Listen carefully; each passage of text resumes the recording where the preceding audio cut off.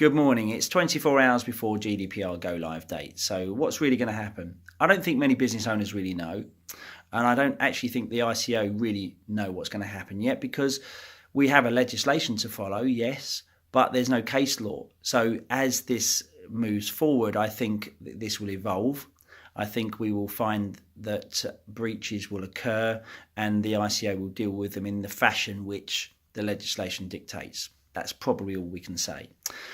One thing I do notice this, and I feel compelled to do this video, it's probably about 2 minutes long, so please bear with me, is the tons of emails that are coming out right now asking for your consent to continue receiving the newsletter you already receive, and the tons and tons of information being given to you about, here's our privacy notice, please read our privacy notice, it has changed. And it's enough to drive every business owner mad. Yesterday, I unsubscribed from 375 newsletters. I took the time to actually physically do it because I'm inundated daily. The more you do on YouTube, LinkedIn, the more people market to you, and it's bizarre. So here's the piece of advice that I would like to give to any business owner who is considering, do I send out emails to my clients to ask consent or do I not? Check this out and really check this out. If you're already doing business with that client and you're already transacting with them, why do you need their consent? If they've been receiving your newsletter ongoing, this is called a soft opt-in.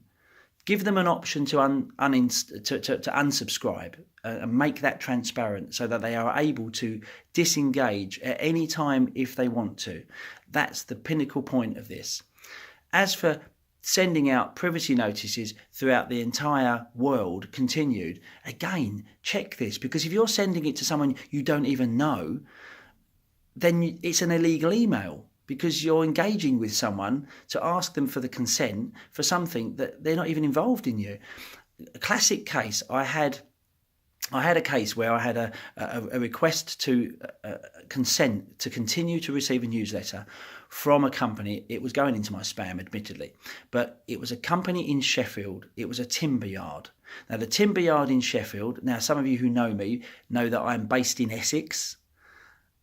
The timber yard only deliver to a 25-mile radius, and they are bombarding me with emails about their services. You have to question the mentality of the people doing the marketing, and secondly, the fact that they're emailing me for consent to receive a newsletter I didn't even subscribe to in the first place.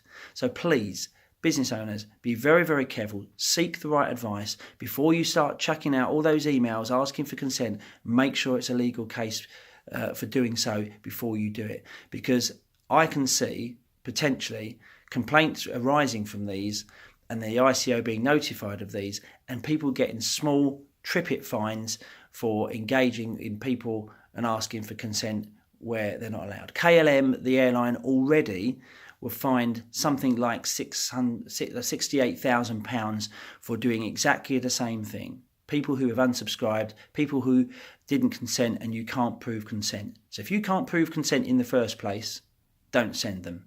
And give us all a break. Let our email boxes chill out so we can get on and do some real work. That's from a GDPR practitioner. Have a great day, and that's my advice.